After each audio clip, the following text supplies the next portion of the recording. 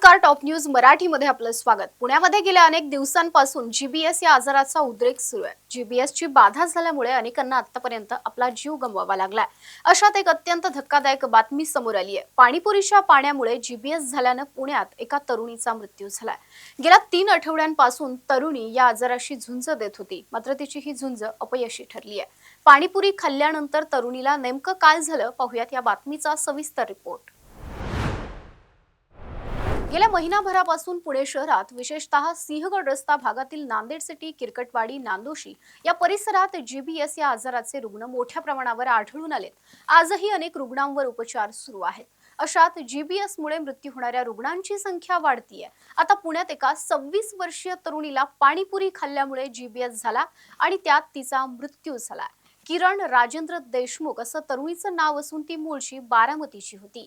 गेल्या 3 आठवड्यांपासून तिच्यावर पुण्यातील खासगी रुग्णालयात उपचार सुरू होते। किरण ही शिक्षणाच्या निमित्ताने सिंहगड परिसरात नातेवाईकांकडे राहत होती। 23 जानेवारीला ती आपल्या बारामतीतील घरी आली होती। त्यावेळी तिला अन्न गिळण्यास त्रास जाणवू लागला। त्यामुळे तिला सुरुवातीला बारामतीमधील एका डॉक्टरांकडे उपचारासाठी नेण्यात आलं। मात्र त्यानंतर तिला जीबीएसची लक्षणं आढळून आल्यानं पुण्यातील खासगी रुग्णालयात उपचारासाठी हलवण्यात आलं। पुढे एनआयव्हीच्या तपासणीत तिला जीबीएसचं निदान झालं। पुण्यामध्ये तिच्यावर आयसीयू मध्ये उपचार सुरू होते। तिची प्रकृती अधिकच खालावत गेली आणि शेवटी तिला आपला प्राण गमवावा लागला। किरण ही बारामतीला जाण्याआधी जेव्हा पुण्यातच होती, त्याच वेळी तिला खरं तर जीबीएसची लागण झाली होती। मिळालेल्या माहितीनुसार तिने 3 आठवड्यांपूर्वी पुण्यामध्ये पाणीपुरी खाल्ली होती। त्यानंतर तिला त्रास जाणवू लागला। बारामतीमध्ये पोहोचल्यानंतर तिला अतिसार आणि अशक्तपणा जाणवला। बारामतीतील एका डॉक्टरांकडे तिला उपचारासाठी घेऊन जाण्यात आलं। त्यावेळी डॉक्टरांकडून तिला लक्षणे असल्याचा संशय आला आणि डॉक्टरांनी पुण्यामध्ये उपचार घेण्याचा सल्ला दिला। त्यानंतर तिला पुन्हा पुण्यात आणण्यात आलं होतं, पण तिची प्रकृती अधिकच खालावत गेली होती। किरणनं एमएससी पर्यंतचं शिक्षण पूर्ण केलं होतं। ती नोकरीच्याही शोधात होती, पण तिची जीबीएस विरोधातली लढाई संपली।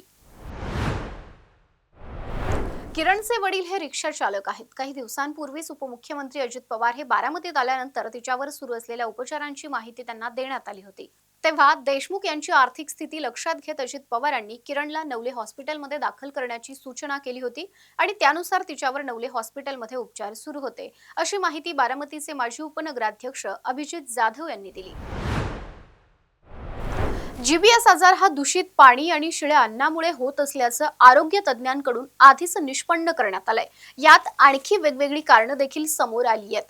दूषित पाणी आणि शिळ्या अन्नातून जंतू आपल्या पोटात जातात आणि ते जंतू पेशींवर हल्ला करून त्या निकामी करतात। त्यामुळे जीबीएसचा धोका निर्माण होतो, असं तज्ज्ञांचं मत आहे। जीबीएसची लक्षणंच मुळात अतिसार, पोटदुखी, ताप, मळमळ किंवा उलट्या ही आहेत, जी किरण देशमुख या तरुणीमध्ये आढळून आली होती। त्यामुळे बाहेरील उघड्यावरचे अन्न आणि दूषित पाणी ही आरोग्यासाठी किती हानिकारक, परिणामी प्राणघातक आहे, हे या प्रकरणातून दिसून येतं।